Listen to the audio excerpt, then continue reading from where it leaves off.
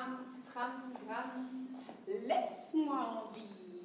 Mon petit oiseau, je te le donnerai aussi. Le petit oiseau ira me chercher de la paille. La paille, je la donnerai à la vache. La vache, elle me donnera du lait. Le lait, je le donnerai au cuistot. Et le cuistot me fera un gâteau. Le gâteau, je le donnerai au petit chat. Et le petit chat ira me chercher des souris. Et les souris, dans la cheminée, je les accrocherai. Et en morceaux, je les découperai. Ces enfants, là, le frère et la sœur, tout le temps ensemble, à ricaner, à cancaner, ils m'énervent.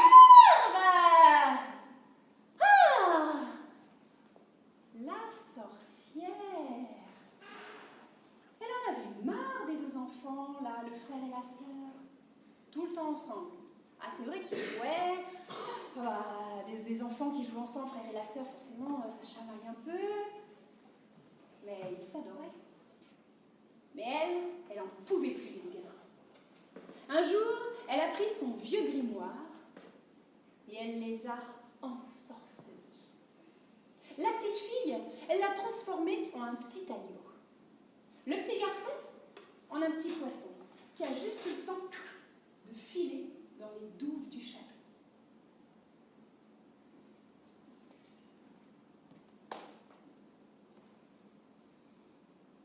Le petit agneau, lui, dans le champ, au pied du château, il ne mangeait pas grand-chose. Mais le petit poisson, il ne mangeait pas non plus grand-chose. Mais lui, il était tout le temps, un petit peu au-dessus des douves, à vouloir regarder s'il voyait sa sœur. Et au château, quand on reçoit un invité très important, on fait un repas exceptionnel. Alors la sorcière qui habitait au château, elle va voir son cuistot. Pour ce soir, vous allez me préparer le petit agneau qu'il y a dans le champ là-bas. Bah, le cuistot, lui, avant il était bouché, ça lui pose aucun problème, hein. Il a été dans le champ. Mais avant de sortir de sa cuisine, il a un petit rituel. Parce que comme le repas c'était pour ce soir, il avait le temps de préparer à manger.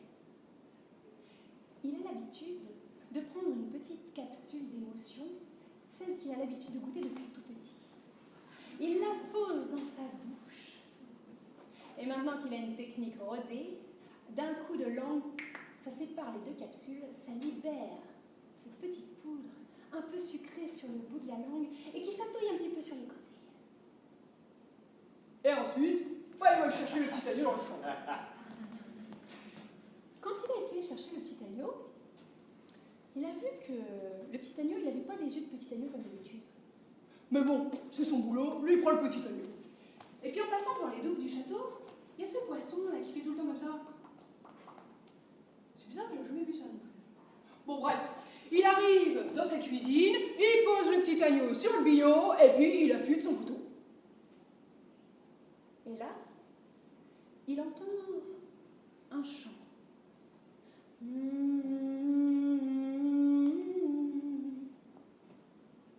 C'est le petit agneau, ça.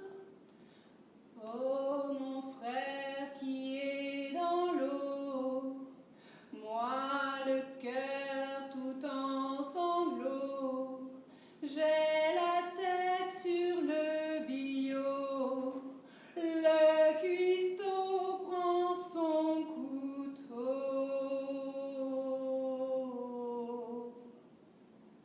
Le petit poisson, lui, quand il entend ça, il répond à sa sœur.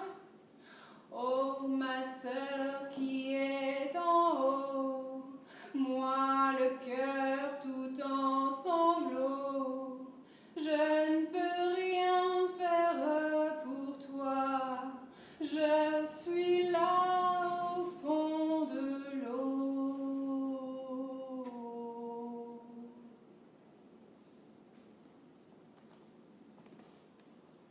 Là, le cuistot, il a eu comme une lueur de clairvoyance. Il n'a pas tué le petit agneau. Il est retourné dans le champ, il a été en chercher un autre, il a fait son repas. Après, il a quitté son tablier, il a fini son service, il a pris le premier petit agneau sous le bras, et puis il est sorti du château.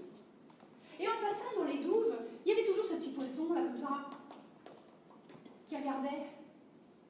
Et bien, quand il a mis la main dans les douves du château, le petit poisson, il s'est approché tout de suite de sa main. Puis il est venu se blottir entre ses doigts. Bon, il l'a pris, il l'a mis dans son sac, et puis le cuistot, il est parti dans la forêt. Et au fond de la forêt, il y a une vieille cabane. Et dans la vieille cabane, il y a une vieille, bonne femme.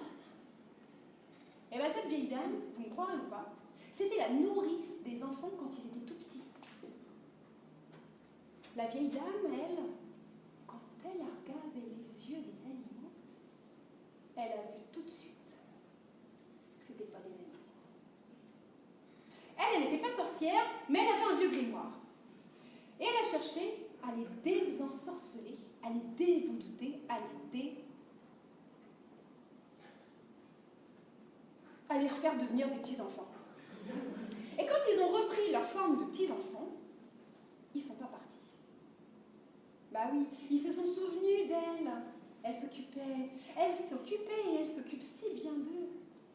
Eh bien, eux, ils se sont occupés d'elle